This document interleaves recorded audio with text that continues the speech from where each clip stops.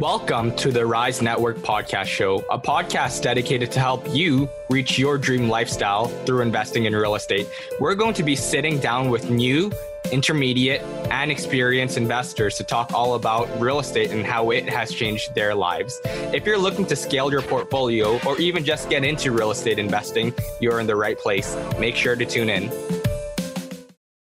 What is going on, everybody? Welcome to the Rise Real Estate Investing Podcast with your host, Ottawa. And it's just going to be me today because Austin is in Mexico for his bachelor party, even though he will not call it that. So it's just going to be me today. I thought I would use this opportunity to kind of talk about what we're seeing in the market, some of the stuff I'm working on. Otherwise, Austin talks too much sometimes. But let's talk about what we're seeing in the market. So I think the biggest thing that we saw this week was CPI numbers tumbling to about 2.9%. Still a 2.9% increase, but it's lower than what we had in December, which is at 3.4%. So still a little crash course.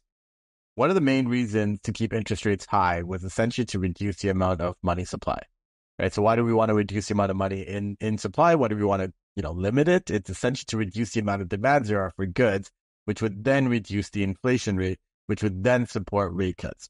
So it's a good sign because so far what we've lacked is really some data to actually support the rate cuts. I know the market and everyone was super confident that we're going to have the cuts. And I think even in last week's episode, me and Austin covered this exact topic about how, we may have presumed that the cuts were more guaranteed and we're going to be a little bit more aggressive, more than we should, right? That being said, this piece of data right now does support either keeping status quo, because it's not like we're in a deflationary environment or anything like that. It's not like things are hitting the fan, right? But we're getting closer to maybe supporting a small cut, right? But that's enough economics. Let's kind of talk about what I'm doing right now. So the last few weeks, I've had a 15-plex, a 10-plex, both just kind of land in my lap. Both have future lift potential, but long-term tenants, no interest in a VTB. They both work. If you have a lot of capital, then you can definitely execute on these and kind of hold these for the long run. I also had an accepted offer on a 5-plex. We'll see what ends up happening with that. I'm going to go up there this weekend and kind of do my inspection and stuff like that. Just reminding me, I got to make sure I book this inspection. But, so we'll end up seeing what's going through with that. But what's more interesting is like a lot of these deals that we're seeing, they require significant capital contribution. Even when I'm trying to do like a development play in Toronto, a lot of people are, we had Jaden on before and their strategy is buy the property that you're going to demo, but buy it in all cash. That's about $1 million all cash. Not that I'm saying you need that much, right? But you do need a significant amount of cash, in my opinion, to be able to get the really good deals today. Anything where people are offering aggressive VTBs or vacancies on commercial deals, those are moving. It's the deals that require the capital that's sitting a little bit longer because deals are farther in between, right? So that being said, I'm going to be looking, I am raising more capital. I am talking to more people about potentially partnering together. The right avatar for me is essentially people that have 200 to 300K, but you're not over leveraging to contribute that capital. You're not pulling from every line of credit and every unsecured line and stuff like that to get that money together. We're either going to be doing multifamily deals or small development deals, right? So I've got a couple guys I'm talking already about this, but we are kind of looking to increase the capital base because it just allows us to do more deals in what I think is a little bit more opportunistic of a time, right? So that being said, that's a great transition to our guest for this week, Sean Frost. So Sean has quite the story. It's a great conversation. These last couple episodes, we've just been having really good conversations with people and learning a lot as well. It was a conversation about him, about the evolution of his investing strategies in Ottawa, and also his career as a whole. So he started off in the music industry, transitioned to real estate and investing. What he was doing as an investor has also evolved over the years, as it has for a lot of us. So that was really interesting. He's highly specialized in the Ottawa market. So it's great to understand the strategies that are working there. In Ontario, almost every local market, like things move together. So I'd say Ottawa, the strategies that are working there were the strategies that were working in Toronto a few years ago, right? So you can kind of learn from another city and how that would impact kind of your locality wherever you decide to invest. Anyone that's looking for a new market, make sure you guys check out this episode. As always, hope you enjoyed the episode. If you do, drop a like, share with a friend, drop a 5-star review on Spotify. Hope you guys enjoyed the episode.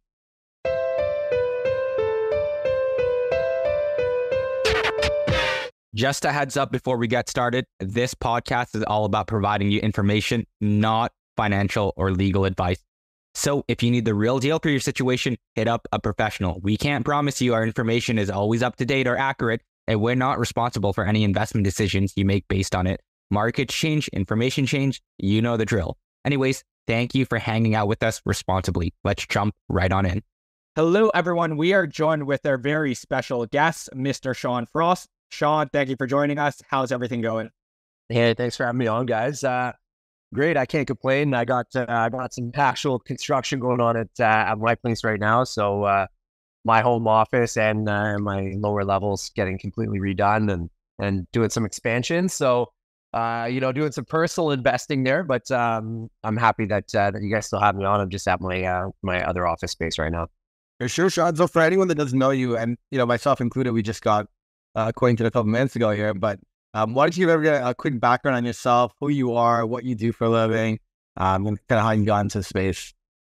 Yeah, right on. Basically born and bred in Ottawa, Canada. Started in the music industry as a young entrepreneur, kind of while I was in high school. I was a producer, making music, and then doing some work on the state side. Ended up, I guess growing up, and ended up cashing out some music money and got into this construction space. Started a general contracting company.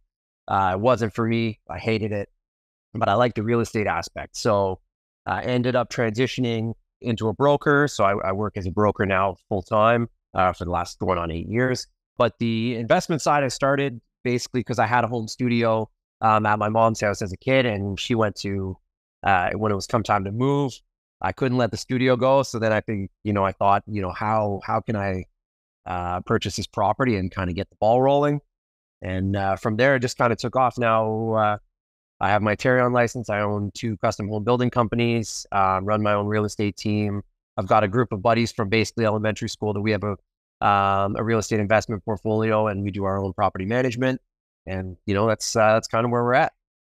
Yeah, there's a ton to dive in from there. I feel like the funny thing with real estate, and we talked about this, Sean, I think we first connected on LinkedIn, is that people come from all sorts of backgrounds. Like, typically speaking, if you, like, let's say you meet an investment banker, they have a finance background. If you meet, if you meet a plumber, obviously they have a trades background. If you meet someone in real estate, they could come from anything from their background and they can jump into real estate and the investing world. So that being said, I mean, you started off with the music industry and then you got your first taste into like sort of, I would say, like real estate entrepreneurship through construction.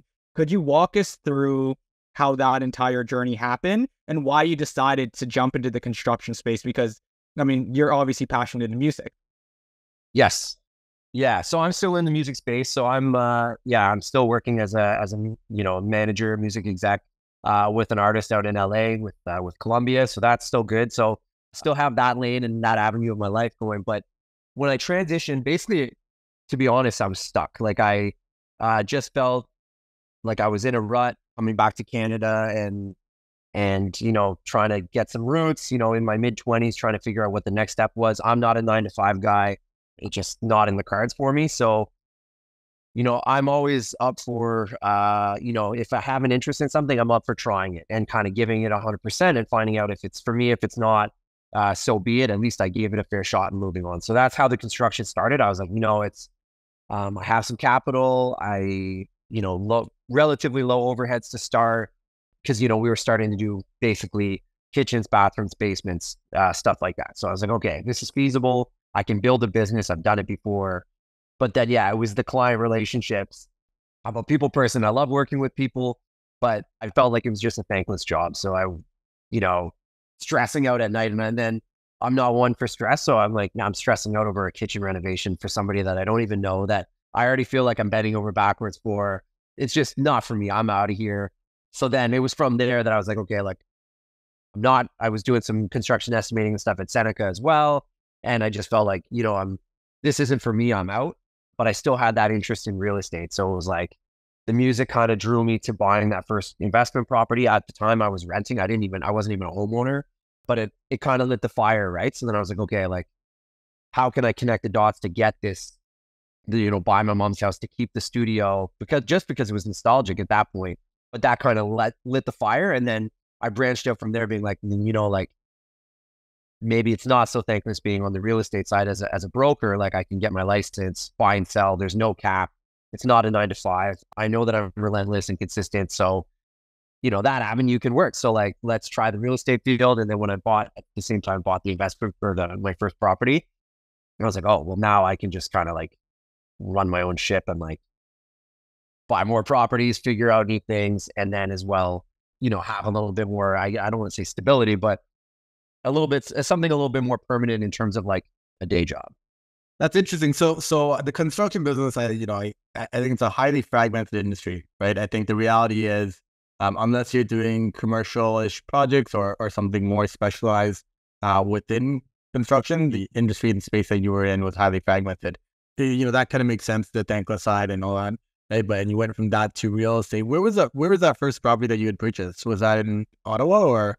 Yes, it's in Ottawa. So the west end of Ottawa, condo townhome. So like nothing crazy. But I grew up, like my background growing up, like it was, single mom, just the two of us. She hustled, like she grinded. That's where I get my work ethic from. So it was just, trying to make ends meet kind of thing. So that was the first property that I think I was probably like just finishing high school. Like that was the first property she purchased. That drew me in as well. It was like, we worked really hard as a unit, the two of us, to kind of like get this property in the first place. Right. So, and I wanted to help her too. Like I ended up paying slightly over market value to make sure that she was good in the next move that she made. That's awesome. And so where did you go from there? Because I'm assuming if you're leaving the construction business, everyone always likes to talk about doing real estate full time, but there's no active income coming in, which then makes it tough to really do real estate full time, either an active income or a salary, right? So I'm assuming the next focus was on the real estate business, but like the realtor side of the business, right? But and we're definitely going to cover Ottawa later for anyone that is wondering about that. But just curious, in that evolution, then how did you get into being a realtor? How did the growth look like? What did you do to like grow your team? Because I believe you are pretty successful at it. So I'm doing all right. Yeah, I definitely don't have any complaints. So yeah, I basically just started in the real estate side as a sales representative, as a realtor at the time, obviously at the beginning. And I just basically worked super hard. At that time when I started, Kijiji was actually still pretty relevant. So what I would do is I would basically take every listing from my brokerage and market it on Kijiji for my fellow colleagues to obviously try to help them find a buyer for the property, but in turn also pick up, buyers kind of cold leads from the beginning and build my database. I also worked at the Ottawa hospital here. So I basically farmed the hospital for 4 years. So like while I was working full-time as an agent, I worked part-time at the hospital. So I would squeeze in 4 hours first thing in the morning and basically market my real estate business. So then even when it was time that I could push off from the hospital, I just couldn't force myself to leave because it was such a great resource for the real estate side. And I wanted to make sure that once I left, there was no turning back in terms of like, no second guessing, no doubts, and obviously feeling that, in a secure space to really like enjoy life moving forward. So yeah, that's just kind of where it went. And I just kept hustling. I ended up linking up with Ryan Serhant down in New York. So he's my personal, my personal mentor. We hit it off, started off on Facebook, and then we've just chatted and kind of built a bit of a relationship from there. And I've been down in New York to see him and hung out in his office and this and that. So a lot of good insight. I just try to associate myself with people that are really doing it. And, I don't always adopt their ideologies, but I, whatever they put down, I pick up what I feel is going to be useful to me and then implement it into my own systems and processes. That was a great answer. We got it. There's a lot to break down there, right? Sorry, man. You went from, no. Like, I love this now. You went from hustling and then sort of just glazed over. Oh, I met Ryan Serhant. He's my mentor. For a lot of people, that's how does that even happen? So I want to point something out. I mean, at that time when you were starting off, you were throwing existing listings to Kijiji. That's not a glamour. I don't think people realize that's not glamorous. That's like hustling. No one wants to do that. The realtor could do that if they wanted, but like, for lack of better words, that was almost like bitch work at that time. But you had to do what you had to do to get your foot in the game, right? And you had to hustle. I don't think people understand and realize that's sort of what it takes when you get started off in a fully commission-based job. That being said, you were able to build, a list of potential buyers from that. Maybe, I don't know if you got some sellers listing from that. After that, like after you were hustling, like what steps did you take to continue to grow your clientele? Or was it just like word of mouth from doing those sort of activities that no one else wanted to do? And that being said, forward a little bit, like how did you even connect with Ryan Serhant? So you sent a Facebook message, but that guy is doing, hundreds of millions in volumes. Why would he respond to a Facebook message, right? So like a lot to break down there. Right. So the first part of that was, how did I kind of build it? So yeah, of course, I was getting prospects. finding buyers, and obviously linking them up to 90% of the time to properties that I wasn't even marketing for, right? And yeah, you're right. It was bitch work in the sense. I guess the equivalent now would be like basically like trying to hustle every listing from your brokerage through Facebook Marketplace, where you're getting a million hits saying like, "Hi, is this available?" Right? And you'd probably pull your hair out at this point, but yeah, just building up my database, building up the clientele, and then obviously shouting it from the mountaintops when you're getting a deal, right? So I don't do that anymore. But at the beginning, it was for sure because like everybody in my sphere and slightly outside, they may have known that I was a new agent, but sometimes, even though it's your friend or a colleague or somebody that like if you know that they're brand new into the game, it's arguably the biggest purchase you're ever going to make. So that's not your first trust spot. It's like, oh yeah, there's my boy who like started 3 weeks ago or who's been in it 6 months. Like everybody knows it, a realtor or a broker or an agent. So it's hard to establish that. So if I'm showcasing like, okay, like cool, like here's my 15th deal of my rookie season and we're 8 months in and the market's so, well then it starts to show like, okay, like this guy's like, he's doing it and he's pushing. And then obviously from the business standpoint, I made sure that everything I put out like looked good, like it was crispy and it looked professional. So people are like, oh, like he's kind of like, he's established, like he's got it going. And of course, I still had the salary going at the hospital at the same time. So I was really double income. Plus, so I wasn't hurting for the cash at that point. So I could really kind of, I don't want to say overinvest, but I could really showcase things so that it looked really good and really polished. So people were like, oh man, like, yeah, I think me being a rookie agent, like went out the window within first few months. Like people just knew that I was an agent. Interesting. I think there was something interesting there as well. Like, the reality is the first couple, it's when you're first getting started, sometimes it's easier to go after the cold leads than it is like your like immediate like sphere of influence, which I think like Remax or whoever always says sphere of influence in every realtor course, right? So you hear about it a lot, but sometimes it's easier to go after people that don't know you, right? Service them really well. And then the people that know you will eventually start working with you, right? So I think that was a great point as well. So you go from there to, and I want to talk about something you said, which is, Ryan's great, obviously really big name, really big influence, right? But as a realtor, as someone involved in sales, as business owners, right? The objective is always that we want to surround ourselves with like bigger players, like people doing bigger shit than us, right? So that's easily said, right? But the question is like, how do you go about identifying these people? How do you get into these like little groups or spheres, right? How do you change your network almost? Yeah, so I think the Ryan stuff was, there was good fortune there. I had a little bit of luck on my side, I think, because I had just read, he had just put out his first book, so it was Sell It Like Sir Hint, and I, had it in the car. Of course, being a broker, driving around, this and that, you got time on your hands in the car, so from listing and showing to showing and whatnot. So I listened to basically, I read it on Audible. He narrated it himself, which is great. I'm always a big fan of anybody that puts out a book or a body of work when they're the actual voice of reason on the other end, on the Audible side. So I listened to him and I was like, okay, obviously he knows his stuff. I had seen $1 million listing and stuff before. I knew that he's a hustler, he's a grinder. We differentiate in the sense that like, he's a salesman. Like he's a killer. He's great at sales. And that was a big focus of his at the time. Whereas mine is more on the client services and making sure my people are taken care of and the business will take care of itself. Like as long as I'm consistent and putting in maximum effort and giving the best service, I'm not worried about the dollar amount on that side. It's going to come. It's part of the job. Right. But then, so he put out a Facebook post and he said, oh, his mantra at the time. So that's how it started. His mantra at the time was ready, set, go. He would get into his elevator in his condo. As the elevator doors are closing, he would go ready, set, go. And then his day would start.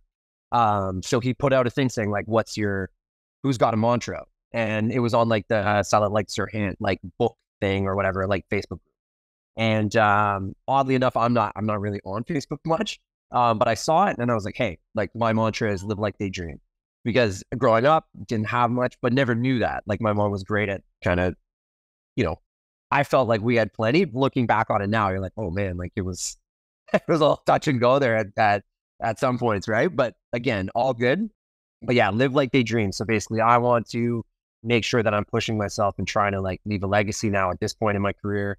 But like just trying to achieve stuff that I want to achieve, but like what other people may dream about because they're not me. They're not doing what I'm doing, and whether they are or not, that's on them. I don't care, but it's just, that was my mantra. So like when I look in the mirror, I'm like, live like they dream. I've got a tattoo across my chest. Like I'm serious about it. So I wrote just live like they dream on this group. And he was like, I don't want to cuss, but he was like, man, I love that. Right. And I was like, cool, man. And then he responded right to that comment. And then I was like, I'm like, how can I connect? Like, how can we connect? And he basically said, I'm starting this course, Sell Like Sir Hand, he's got like his own like mentorship like program now. Yeah. And that's kind of how it started. Like I was like, I'm going to invest in myself. It's a small price to pay. So I jumped in to see if there would be any value. Firm believer that if I can pick up 2 or 3 pieces of value from any course or anything that I'm taking and move that forward and roll it up into my business, well, then it's money well spent. Right. And that's kind of how it started. And then he basically said like, hey, like I can set you up with a capstone agent, like an agent that's at my brokerage, and they can help tutor and mentor.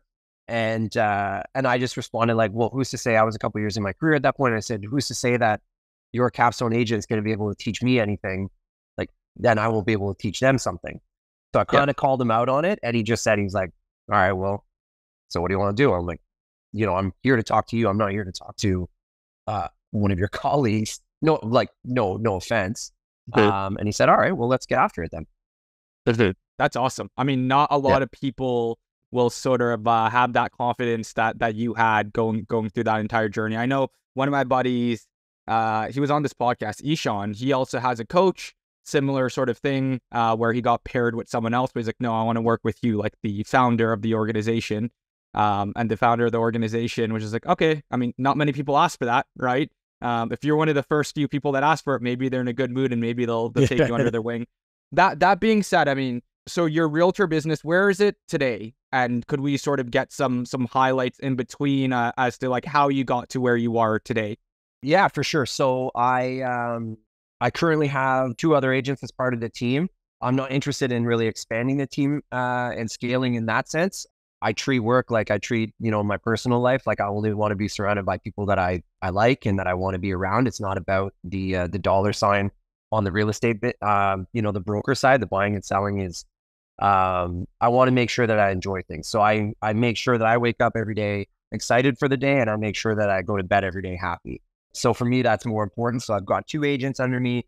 I have 2 agents on the way, 2 new agents, which I do like because I know their personality and I know how I can help shape them to become successful. And then I have 2 admins as well that run. One side runs all basically my leads and my accounting, my day-to-day accounting. And then the other one is my operations manager. She runs like all the offers, all the paperwork, this and that. So I can go out and keep selling and networking and enjoy life in that sense. So yeah, it's good. Super happy. Now I package the Sean Frost real estate team. I'm over at eXp Realty, but the Sean Frost real estate team, aside from like social media marketing and stuff like that, the majority of my marketing all comes through community engagement. So that's how I'm able to continue to build, and my brand awareness is obviously, I don't want to say skyrocketed, but it's definitely grown here in Ottawa because I put all the money back into the community. I'm an official partner of Athletico Ottawa, which is the football club, the soccer team here in Ottawa. They actually approached me to be a partner, and so that's great. They score a goal, I'm on the Jumbotron. They score a goal, I'm across all their socials, like pointing to the badge, a mini movie. They announce it on the PA. I'm there at every game. I put on the home opener, which is a pay what you can. Last year was in part with Chio. We won an award across Canada for it. I was on the Game Changers for Volkswagen the year before that for community give back through soccer, and that's all powered obviously through the businesses. So yeah, just really trying to like leave a legacy. And that's my like motivation now on the broker side is like, I'm good. My family's good. I want to leave something. Like I'm really trying to build something. I want to understand that a little bit more, because when you first got started, it was cold calls or cold lead activities, like, posting stuff on the GG, like you're building relationships with people you don't really have a relationship with, right? That's kind of like the first tranche, if we call it that. Then you went on social media and you were doing business with referrals, right? Like people that would see your social proof on social media. And then from there, you said you went to like a community model, right? So that's more so you're sponsoring the local communities or local clubs, local soccer teams, events, I'm assuming, charities, like stuff like that. All things that you like and that you enjoy, right? and that's leading your business at this point, right? Like what was the switch up there between social media and communities? Like, So the social media obviously is still the big part, and like working at the hospital was huge too, right? So I was doing a ton of deals through the hospital every year, right? Doctors, radiologists, from the surgeons, and then you got nursing staff. Like it's so diverse and such a big group, but like Ottawa, it's a safe spot, government town, and then a lot of hospital and healthcare workers. So really good space to be in terms of the residential real estate side. And obviously having a foot in the door of the hospital is great. So that was the biggest component of me building the career, hands down, was doing all the Kijiji. They called me Kijiji King at my brokerage at that time. So it was like doing all the Kijiji stuff and then marketing everything, the same thing on like point to homes and affiliate sites. Doing the hospital and then social media, using it as the proof, like, hey, this is what I'm doing. I'm shouting it from the mountaintop. Yep. And then once I got, over the last couple of years, then it was time to switch over to the community side. The community side I'm using more, it's not bringing me a lot of business, to be honest. It's building the brand awareness so that when I'm sitting down in front of people, especially new people, they feel like they already know me. They can do a quick search. They can look me up on Instagram and see what I'm up to. So then when I sit down with them at their place, maybe for a listing appointment, it's not a sure thing, of course, but it's something like they already know me before I sit down. So I sit down, we shoot the breeze, and they're like, yeah, you're exactly who we thought you were going to be. We looked at the numbers. We know what you're doing in the community, like this and that. Like, yeah, we're comfortable. Like, let's get it. Mm-hmm. So that's how it's helping. If a new agent is entering the space, and we're going to pivot into the Ottawa market because we want to kind of deep dive and understand what's going on there. We'll wrap up with the realtor stuff. Someone entering the space, let's say their 6-month experience, they're trying to figure out how to generate leads. In today's market, what do you think is the best way to generate leads? It's obviously going to be different for everyone, but broad strokes, what do you think they should do? Yeah, broad strokes. So on a budget, I think that's the important thing, is that most people coming in don't realize the investment that it's going to potentially take to really take off, right? So I think if you're on a budget, you're likely still working at your previous occupation or working part-time somewhere else, which is great. One, I would be marketing the heck out of wherever you are. So if you are at a job, I would be making sure that I'm marketing myself, having those conversations. Don't be shy about it, even though you're new. And then if there's something that you're not sure that comes up in a conversation, like do your research and then come back the next day or the next week and like figure out how to bring that back up into a quick chat, like a quick follow-up, and like hammer home your points so that, you can let people know that you know what you're talking about. I think your everyday environment is huge to help build your business. The other thing is I would, as tedious as it is, and like we were talking about the potential bitch work, is that there are a lot of avenues that you can market properties, and like anybody on your team or in your brokerage, you can get permission first, but like nobody's going to be opposed to you promoting their listing. If a new agent came to me and said like, hey, I'd love to do an open house at this property, is that an option? Or can I market this property on my Facebook page, my Instagram, my LinkedIn? Point to homes will probably be taken at that point. But like, if they have another avenue, I'm going to be like, yeah, for sure. Like, find me a buyer, like bring somebody, make me look good in front of my client. Right. So there's a lot of avenues. It requires some time and effort, but why wouldn't you? Or I would contact the agent and say like, hey, you put up this really cool listing, or it's a decent little listing, or it's a listing that's super close to my house, or it's in the area. Like, can I go book an agent preview and then cut some stories, right? Some Instagram stories or a couple TikToks or even some snaps or whatever, and be like, can I go check your listing out and I'll give you a plug and I'll put the property website in my post or whatever. No, I love that. The TikTok. A lot of people are doing that, and that content's performing well, actually. That's a good idea. Right. So why not? Like, and at the same time, you're getting content, you're showing your personality. That's only going to help for new people discovering you. So they're like, oh, like, they don't know that you're just in there for an agent preview. You're not going to just say like, hey, it's not my listing, never been here before, I have no clients. Like, nobody would ever do that. Very smart. Yeah. Mm-hmm. Yeah. I was telling a new realtor that I was just connecting with as well. I was like, dude, man, all you have to do is like put in the work and show that you're like going and checking out every single house. I know like there's one realtor that we work with in Windsor, and like anytime you message him about a property, he's like, yeah, here's a video, here's a link, here's the drive, right? You might not be able to do that completely, but if you choose a niche market, like if you can get to that stage of just checking out every single house, showing people that, right? Like that's social proof without even having any real clients, right? So that's pretty cool. So I want to jump over to the Ottawa market. As we kind of talked about earlier, like 90% of our audience, everyone here is for the most part investors or people looking to invest. We actually just had someone on earlier today talking about Toronto and the multifamily space and what's working in Toronto. But I'd love to hear, like, what's the strategy that's working today in Ottawa? Like, what's the investment strategy?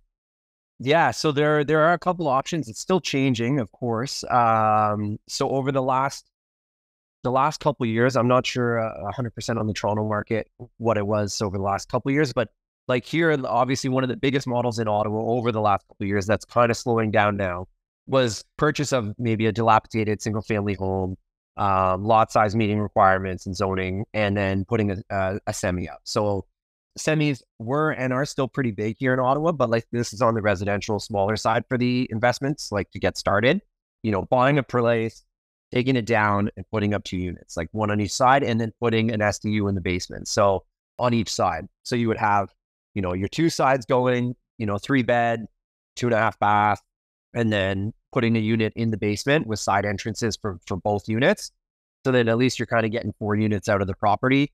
That's a huge model. Still happening here, not as frequent because of the cost of everything, obviously, because of interest rates, inflation, like cost of building materials, like especially during COVID. Like, I don't want to say it made it unfeasible, but it was like, it's tricky. I'm currently building one right now in Westboro, which is a pretty prevalent neighborhood in Ottawa. I've built a few and, potentially bit off more than I could chew on this one, but tried to do something a little crazy, and then COVID hit and when we were doing the planning stage. So I'm going to see how this one goes, but I did the neighbors.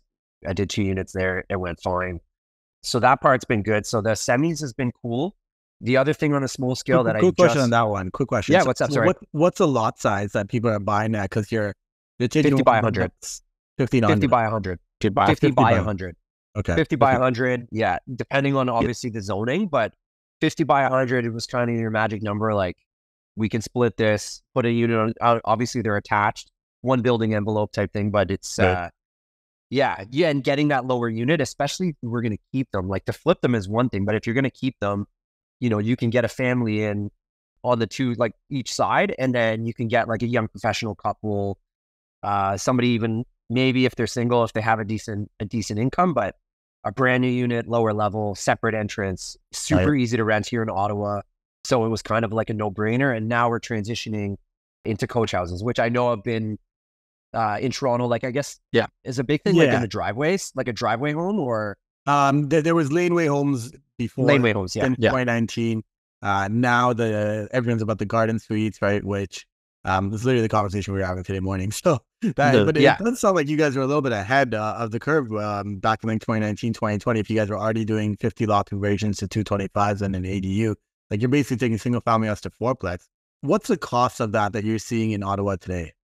Yeah, so a little bit more. So it would be, we were looking at about 800,000, to do the semis before kind of COVID. Now it's gone up. So now my build costs are basically anywhere between like $365 to $400 a square foot. Yeah. Okay. Do you know what it is over there? Probably around the same, right? Yeah, like I think if you're including the permit fees and all that kind of stuff, like the actual just like hard cost of the build, people are doing it around 250 to 300 square foot. But then if you start factoring in all the costs, you probably will end up around there. That's interesting. Yeah. So what's the new strategy then today? If you're saying this one, it still works, but it's kind of done. What else are you seeing today? Actually, quick question on different strategies. Were duplex conversions and triplex conversions ever a popular strategy? Because for a lot of people, they may not have the financial resources to do a tear down, 2 semis and 2 additional, I guess, like ADUs. What other strategies were popular for like investors that may have a bit of capital, but obviously not enough to do any sort of development? Yes. So the biggest one is buying those bungalows, right? And creating basically your quote unquote duplex with the SDU in the basement. That was the biggest one. So it was purchase a bungalow, 9 times out of 10, it already had its side entrance, and whether it did or didn't, you could, usually create it depending on where the stairs were. But yeah, having your main level. So like a first time investor or whatnot would usually move into the main level and then revamp the lower level, create a full unit down there, a full suite down there. Because in the size of the bungalows, you could usually get away with a 3-bedroom and a lot of times even a 1.5 bath down there just on the single level. So you could do like a main bath and a powder room, or you could even get away with like a stand-up shower en suite, and then do a main bath in the unit as well. I have a few of those that we've retrofit, and I've kept them. Now it's a little bit tighter, like the margins are tighter. Right. But the rental market is still really strong in Ottawa. Like it still continues to grow. So yeah, that was definitely the I don't want to say the easiest, but it was like kind of like the safest. If you had the money to do it, was the safest because a lot of these bungalows needed a bit of work anyway. And to create a brand new unit that, you know, I'm now renting a 3-bedroom lower level unit, like one of mine for, you know, $2,700 a month here in Ottawa. Yeah. That's pretty good. Plus utilities all in? Depends on the location, but yeah. Okay. Yeah, that's ridiculous. Wow. So I have a lot of them 2,700 all inclusive, because they do share like the meter or whatever with the upper unit. Right. But yeah, like it's pretty fierce on here. So, okay. So jumping ahead. So what are you seeing as kind of the strategy today that I don't think we actually cover that. Yeah. So now the strategy today is a lot of multi-units. So it's to get your foot in the door is a little bit trickier, in the city. So there's so many outskirts here in Ottawa. So like we've got towns like, you know, Carleton Place, even like Kemptville, Rockland, like from east to west all around. There's a lot of smaller communities outside of the city core. Those are the places that are a lot easier to get your foot in the door doing those traditional methods of investing. The rental market's not as strong, but there's always a renter out there. So even as far as like Ottawa, which is like a military town here, I'm currently brokering a deal. It's closing next week. It was a 26 unit converted motel. Great investment for my client. So like that kind of stuff. But in the city itself, we're seeing like, I don't want to say bigger players, but it's people that have, you know, their teams or their groups sorted, and they're doing the multi-unit, like they're finding spots where they can do the 6 to 8 units or 8+. Right.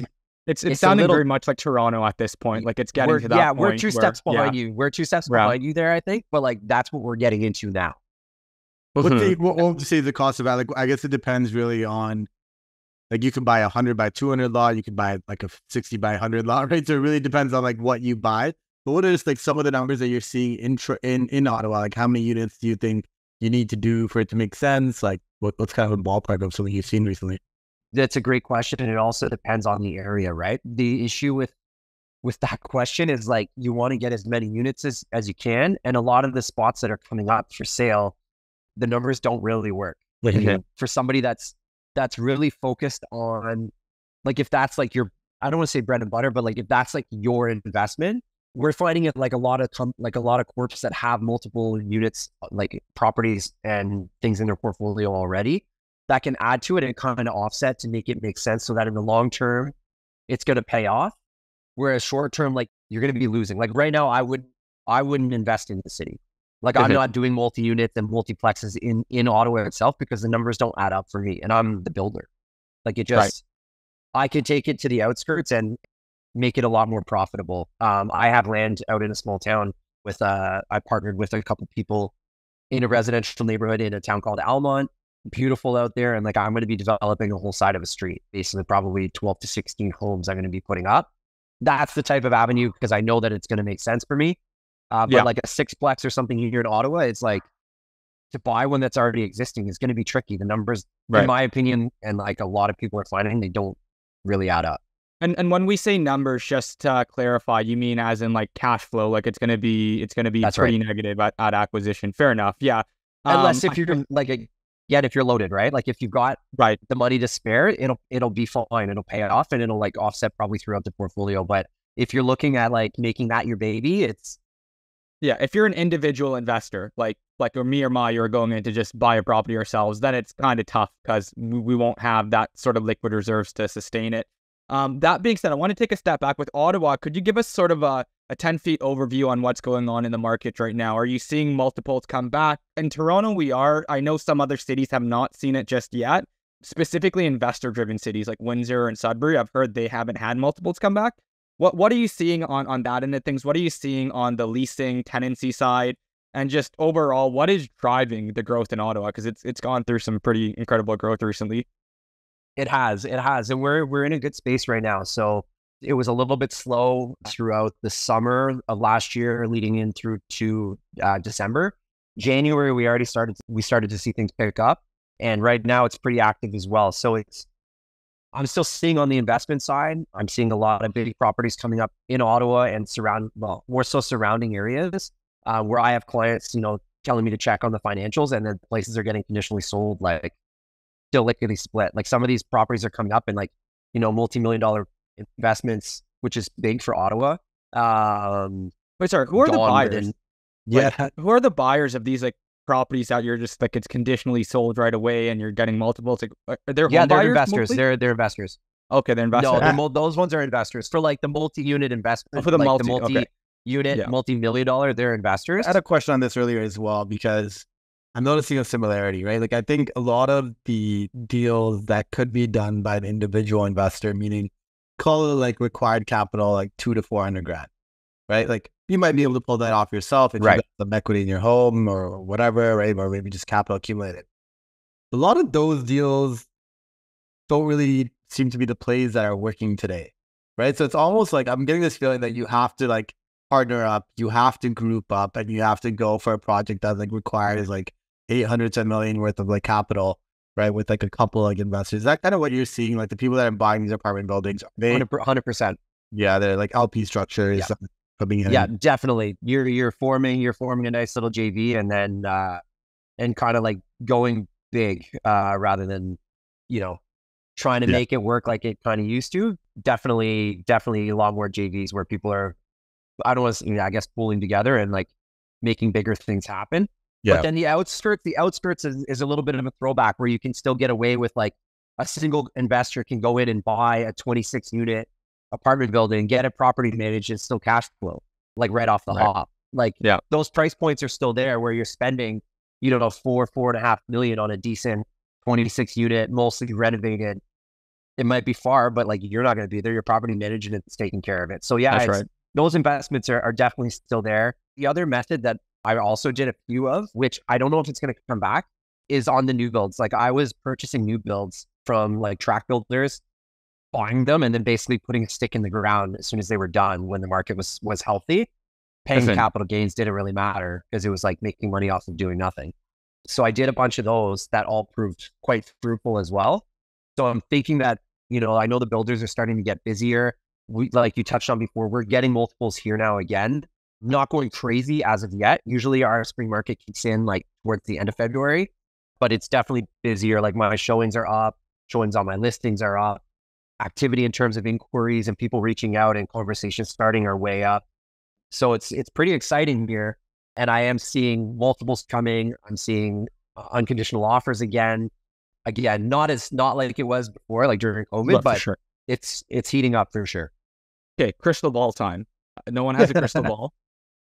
But what do you think rest of this year? How do you think it's gonna sort of play out?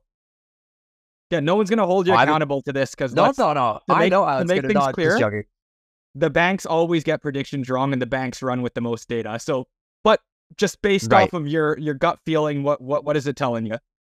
Well, I think buyer confidence is already on the way back from this time last year. Obviously, we've been holding rates, which is nice. A decrease would be great, but I think even if they just keep holding the way that the winter is going, especially the weather here, spring market's rolling in, buyer confidence is good. Price of homes are higher than they were pre-COVID, but not as crazy as they were at the height of COVID and the insanity.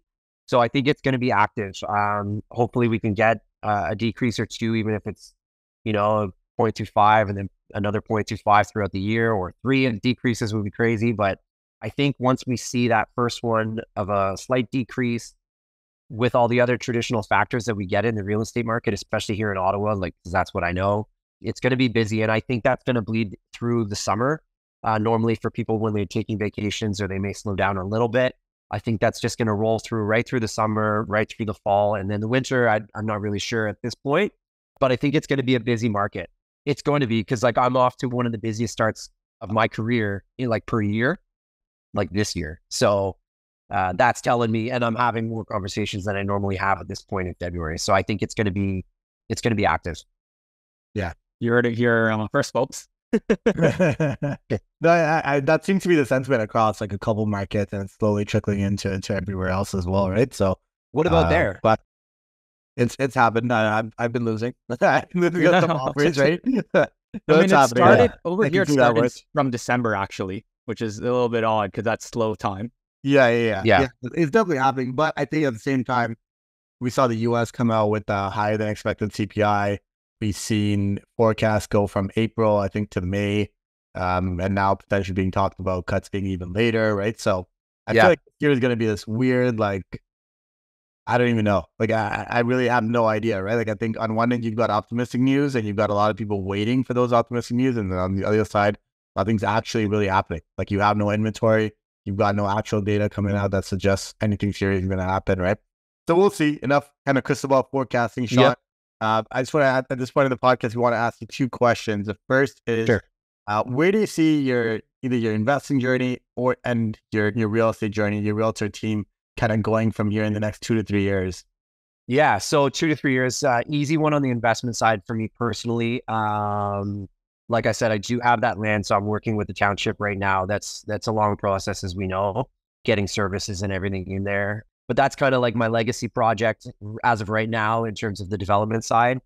Something that I can kind of lay claim to fame, and it's like a full street. So it's pretty cool on the residential side. Like my kid, when he grows up, he's going to be able to drive down there and be like, man, like my dad did this. Like, from where I'm from, came from, that's a crazy, crazy feat.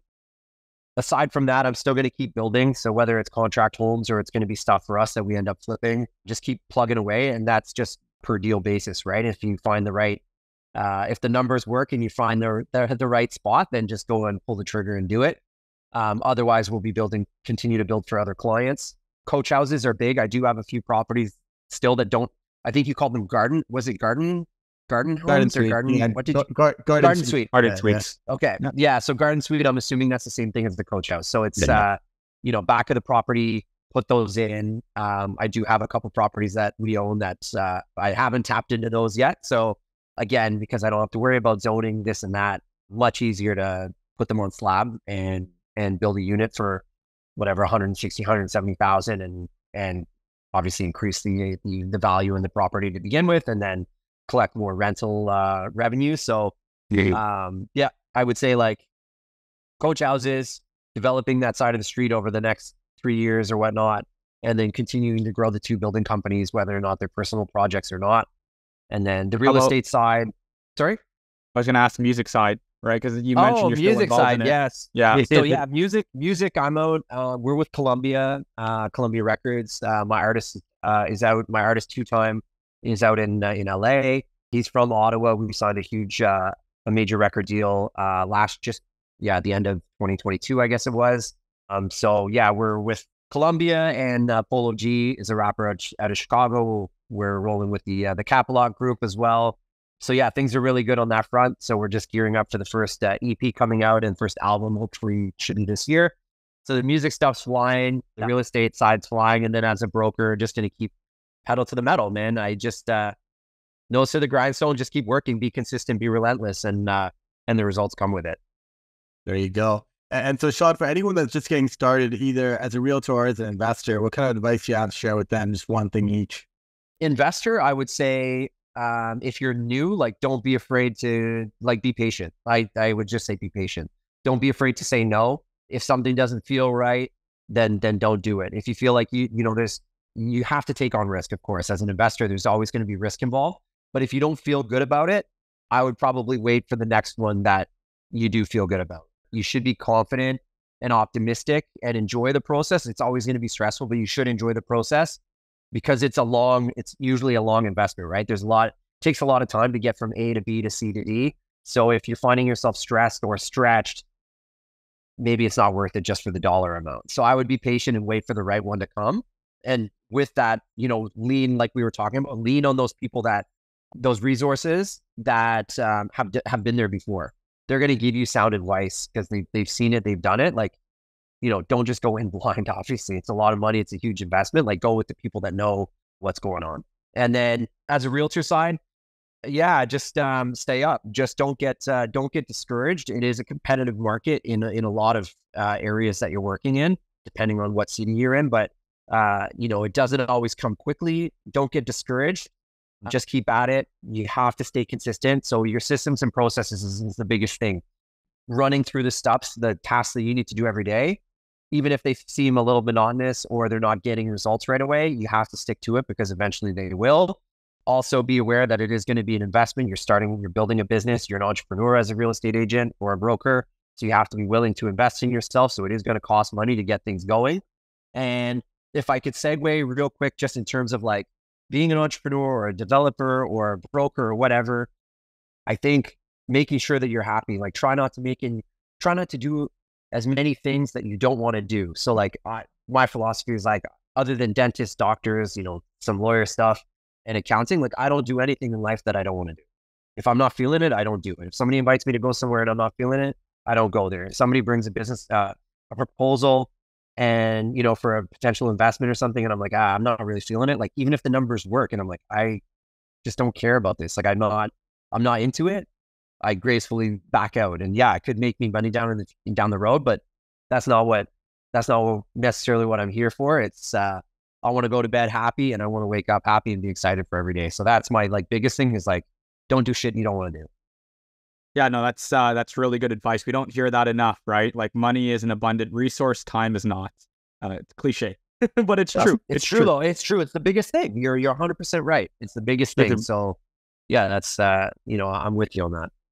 Awesome. Really appreciate you jumping on, Sean. This was an amazing podcast. We covered so many different things. I actually think this is the first time we probably chatted about the realtor business in such depth. So I know people who are jumping in, like considering becoming a realtor, or even established realtors are going to get a lot of value. And even on the investing side, if you're interested in investing in Ottawa, I guess people will connect with you, but how could they best connect with you? Well, email works well. So Sean@seanfrost.com. That always works. And then of course, I think LinkedIn is good. Like we connected on LinkedIn. Right. But Instagram for sure. Like Instagram, I'm the most active because I'm showcasing all sides of my life on Instagram. Super open platform in the sense that like I'm sharing stuff about, my family life, the music side, the real estate side, the developing side. Like you're getting all of me on there. So that's definitely the quickest and easiest method. And I do want to apologize because I'm a bit of a ranter. So if I kind of ran away a little bit here and there, like I apologize. No, man, don't apologize at all. The episode, it was good. It was good. All right. If you guys enjoyed this episode, make sure to leave us a 5-star review, comment, like, share with a friend. It helps bring amazing guests like Sean into the platform as well, and it keeps us going. Until next time, everyone, invest smarter and live better. Take care, all.